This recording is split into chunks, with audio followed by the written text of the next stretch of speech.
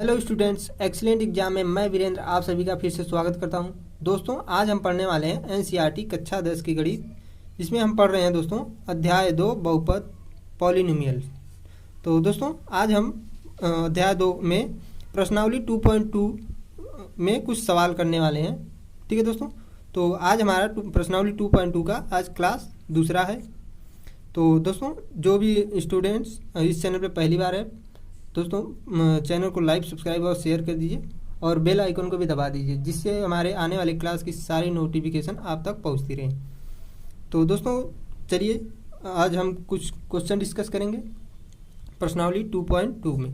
ठीक है दोस्तों, प्रश्नावली 2.2 में पहले क्लास में हम आपको कुछ क्वेश्चन करा चुके हैं। आइए आज और भी क्वेश्चन हम करेंगे।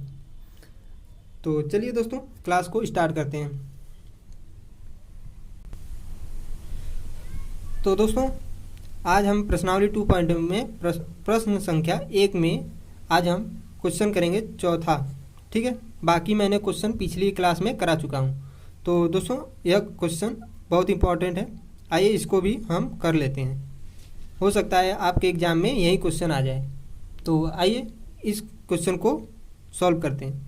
तो सबसे पहले क्वेश्चन में क्या कह रहा है निम्न द्विघात बहुपद, ठीक है, यह द्विघात बहुपद है, का शून्यक ज्ञात कीजिए और शून्यकों तथा गुणांकों के बीच संबंध ज्ञात कीजिए। ठीक है, संबंध की सत्यता की जांच करनी है।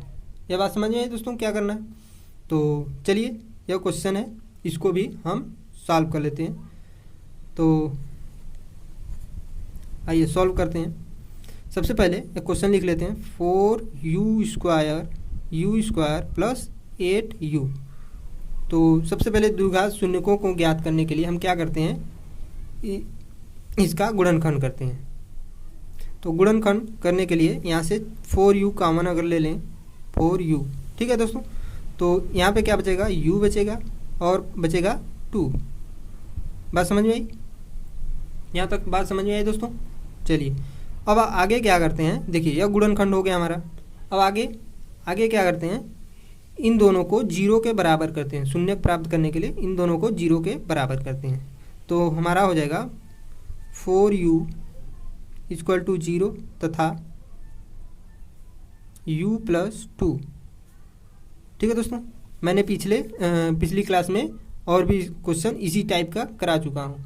तो आप अगर वहाँ उस क्लास को अटेंड नहीं किए हैं तो मेरी पिछली वीडियो देखकर वहाँ से आप उस क्लास में आप उसको देख सकते हैं। ठीक है, तो चलिए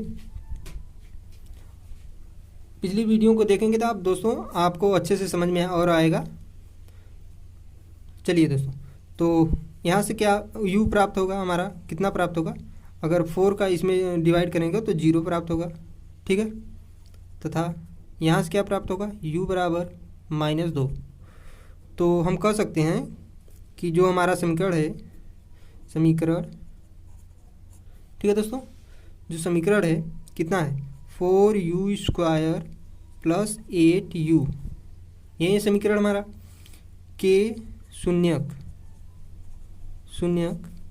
कितने हैं, 0 तथा -2, ये दो शून्यक होंगे। इसके अगर हम 0 रखेंगे इसमें तो यह पूरा 0 हो जाएगा, अगर -2 रखेंगे तो यह समीकरण 0, इसलिए इसको शून्यक बोलते हैं इस समीकरण का। ठीक है, तो यह हमारे 2 शून्यक प्राप्त हो गए। अब सत्यता की जांच करनी है,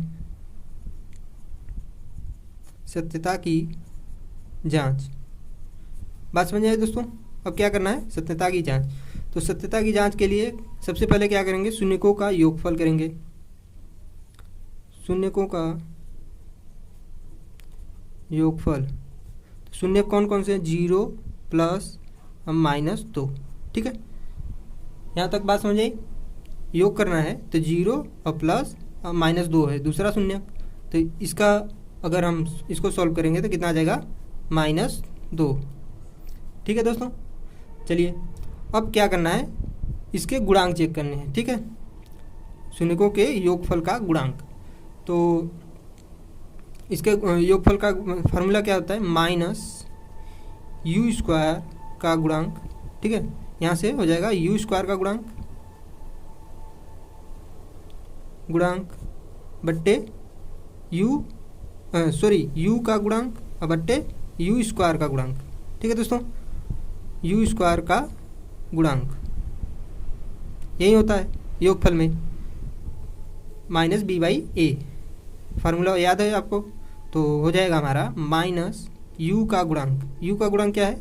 8, माइनस आगे रहेगा और यहाँ पे 8, और यू स्क्वायर का गुणांक कितना है? 4। तो इसको सॉल्व कर लेंगे तो कितना आ जाएगा? -2। तो देखिए क्या देखते हैं, शून्यकों का योगफल हमारा कितना आया?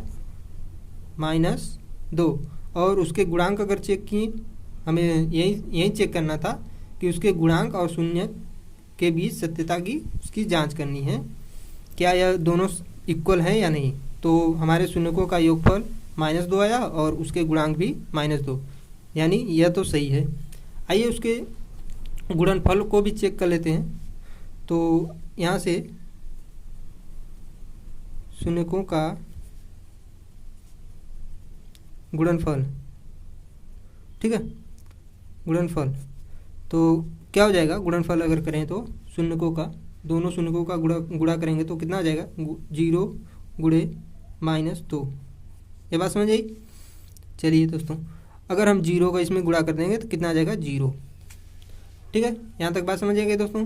अब क्या करना है, हमें उसके गुणांक चेक करना है, गुणनफल का गुणांक। तो गुणनफल के गुणांक के लिए क्या करते हैं? अचर पद होता है हमारा, अचर पद बट्टे एक्स स्क्वायर का गुणांक, एक्स स्क्वायर।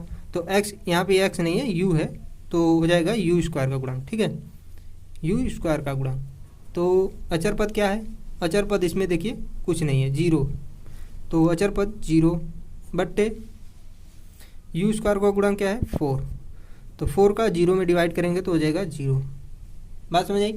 तो यहाँ भी यह सही है। ठीक है, तो इसको प्रूव कर दिया, ठीक, कि यह हमारे दो शून्यक आए थे वह उसके गुणांक और उसके योगफल जो भी हम चेक किए वह सही है। ठीक है, तो यही हमारा आंसर हो जाएगा। तो यहाँ तक बात समझ आ गया दोस्तों। चलिए, अगर यह क्वेश्चन आपको समझ में आ गया तो लाइक कर दीजिए दोस्तों, और अभी तक शेयर नहीं किए हो तो अपने दोस्तों में फटाफट शेयर कर दीजिए, ताकि वो भी क्लास को करते रहें, क्योंकि एग्ज़ाम अब नज़दीक आ रहा है।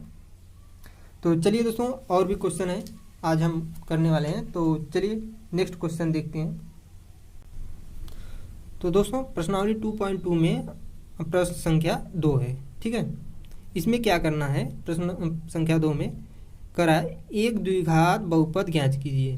द्विघात बहुपद मतलब द्विघात समीकरण ज्ञात करना है जिनके शून्यकों के योगफल तथा गुणनफल दिए गए हैं। ठीक है, शून्यकों के योगफल दिए गए हैं और गुणनफल दिए गए हैं। तो इस क्वेश्चन को हम 2 तरीके से करेंगे दोस्तों। सबसे पहले मैं मेथड 1 बताता हूँ, आप इसको कैसे करेंगे। मेथड 2 आपको अभी 2 क्वेश्चन कराने के बाद बताऊंगा। वह दोस्तों आपको बहुत अच्छा लगेगा, आप उससे बहुत कम टाइम में आप समीकरण निकाल पाएंगे। तो सबसे पहले मेथड 1, ठीक है, तो इसको भी जान लेते हैं। दूसरा मेथड में एक क्वेश्चन इसके बाद और कराऊंगा, उसके बाद बताऊंगा। ठीक है दोस्तों, तो यह क्वेश्चन आप ध्यान से देखिए। तो सबसे पहले क्या दिया है? शून्यकों का योगफल दिया है पहला, और यह क्या है? -1 गुणनफल है। शून्यकों का गुणनफल -1 है और शून्यकों का योगफल क्या है? 1/4। ठीक है, तो चलिए इसको सॉल्व करते हैं। हमें द्विघात बहुपद ज्ञात करना है। तो द्विघात बहुपद के लिए क्या करेंगे? हम मान लेते हैं, माना कोई द्विघात बहुपद, मान लीजिए माना द्विघात बहुपद क्या है? हम व्यापक समीकरण मान लेते हैं ax² + bx + c। यह हमारा द्विघात बहुपद है, हम मान के चलते हैं। ठीक है, और इसके शून्य कौन क्या क्या है? और इसके शून्यक क्या है? अल्फा तथा बीटा। ठीक है दोस्तों, अगर हम मान लेते हैं कि हमारा जो द्विघात बहुपद है a x square plus b x plus c है, तो इसके शून्य कौन कौन है, अल्फ़ा तथा बीटा। ठीक है, तो हम जानते हैं कि alpha plus beta equal to क्या होता है, अल्फ़ा प्लस बीटा कितना दिया है, देखिए शून्यकों का योगफल दिया है। ठीक है, अल्फ़ा प्लस बीटा तो कितना दिया है, 1/4। यहाँ तक बात समझ आई दोस्तों, 1/4 दिया है। तो अल्फ़ा प्लस बीटा क्या होता है, -b/a। ठीक है दोस्तों, यह होता है अल्फ़ा प्लस बीटा बराबर -b/a। तो क्या हो जाएगा, 1/4 इसके इक्वल हो जाएगा। ठीक है, तो यह हमारा समीकरण 1 हो गया। यहाँ तक बात समझिए। अब आगे क्या करते हैं, अल्फ़ा इंटू बीटा, दूसरा रहता है गुणनफल। ठीक है, तो शून्यकों का गुणनफल, ये शून्यकों का योगफल था और शून्यकों का गुणनफल। तो शून्यकों का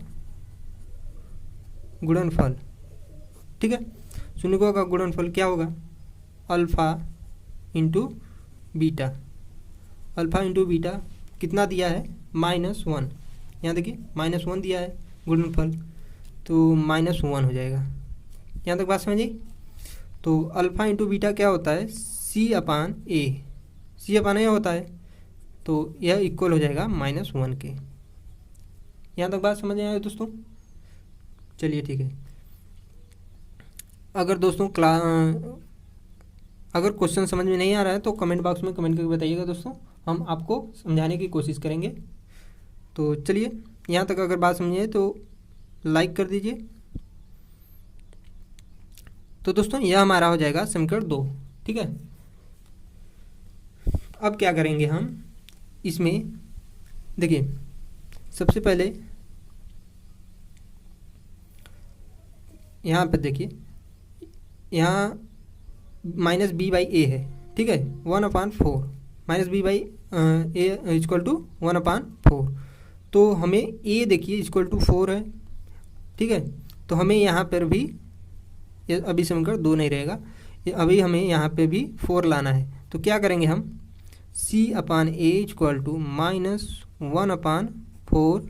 ठीक है, 4 आया, लेकिन हम 4 से अगर डिवाइड किए हैं तो 4 से गुणा भी करना होगा। ठीक है, यह कैंसिल हो जाएगा तो -1 ही रहेगा, मान में कोई चेंज नहीं होगा, तो इसलिए हम ऐसा किए। तो कितना हो जाएगा हमारा यहाँ पे, तो यह हो जाएगा हमारा -4/4 c/a। इसको कट मत कीजिएगा, नहीं तो वहीं आ जाएगा -1। तो हमें अभी इस टाइप का बनाना है, इसलिए हम ऐसा कर रहे हैं। ठीक है, तो हमारा समीकरण 2 हो गया। यहाँ तो बात समझ आई। चलिए दोस्तों, अब क्या करना है, देखिए अब दोनों में तुलना करना है हमें। तो ये a इक्वल टू कितना था, देखिए समीकरण 1 और 2 में तुलना करने, समीकरण 1 तथा 2 से। ठीक है, तो a इक्वल टू कितना है, देखिए यहाँ पर भी 4 है और यहाँ पर भी 4 है। ठीक है, तो कितना हो जाएगा 4। और b इक्वल टू कितना है, b इक्वल टू, तो माइनस इधर हो जाएगा, तो कितना आ जाएगा b में, b इक्वल टू 1 है, माइनस b इक्वल टू 1 है, तो b इक्वल टू करेंगे तो हो जाएगा -1। यहाँ तक बात समझिए। c और c इक्वल टू कितना है, -4।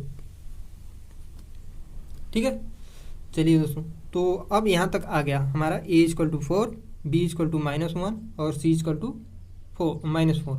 ठीक है, हम माने थे, समीकरण क्या माने थे, ax² plus bx plus c, ये समीकरण माने थे। तो हम a इक्वल टू कितना है 4, a इक्वल टू 4 रख लेंगे। ठीक है, ये हम समीकरण माने थे, ax² plus bx plus c। तो a इक्वल टू कितना रख लेंगे 4, और b इक्वल टू कितना x² हो जाएगा, b के जगह रख लेंगे -1 x। ठीक है दोस्तों, a इक्वल टू कितना था 4 था, तो x² a की जगह 4 रख दिए और b की जगह -1 और c की जगह क्या रखेंगे -4।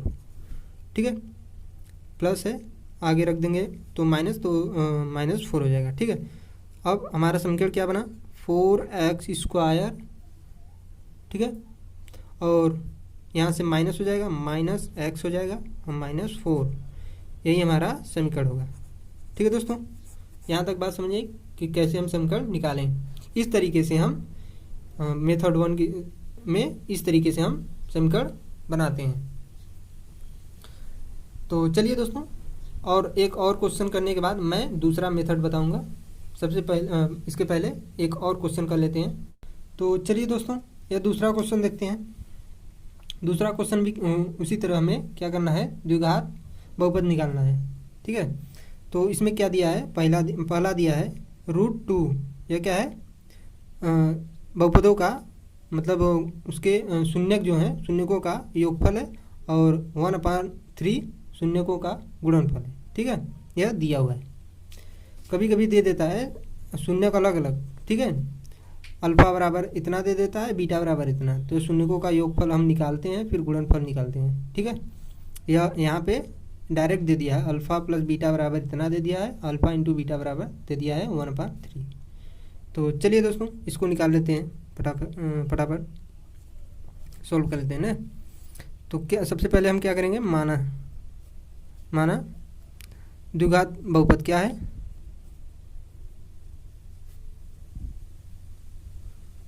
द्विघात बहुपद ax² + bx + c। ठीक है, यह हम मान लेते हैं, और तथा इसके शून्यक